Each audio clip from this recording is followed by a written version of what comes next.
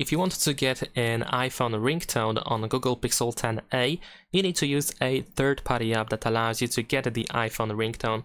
Let's say I'm gonna go to the Play Store. Over here we can use search, and you can search for iPhone ringtone. This should allow you to get the list of example apps that are supposed to give you or allow you to use the iPhone ringtone.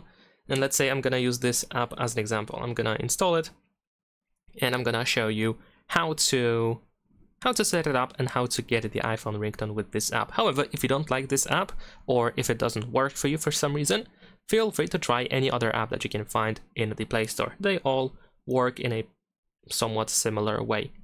So let's open this app. Of course, you might see some ads in the meantime. Now we need to grant the permission for the app to music and audio, and also there's the system permission required to allow modifying system settings so that the app can actually change our ringtone.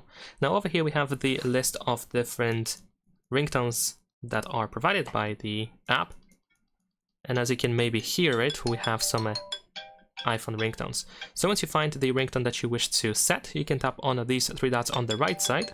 There we go. Then use the ringtone button in here. Of course, we have an ad. And then we should see this message that we have set the ringtone successfully. So let's see if that's really the case. Let's open the settings. And over here, we're gonna go to sound and vibration. We can try to adjust the ringtone volume.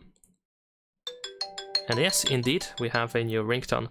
If that's not the case, you can go to the ringtones in here, then choose My Sounds, and then you can use the plus button in the bottom right corner.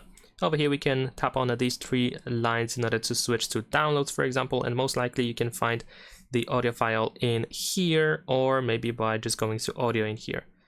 And that is pretty much it. Leave a like and subscribe.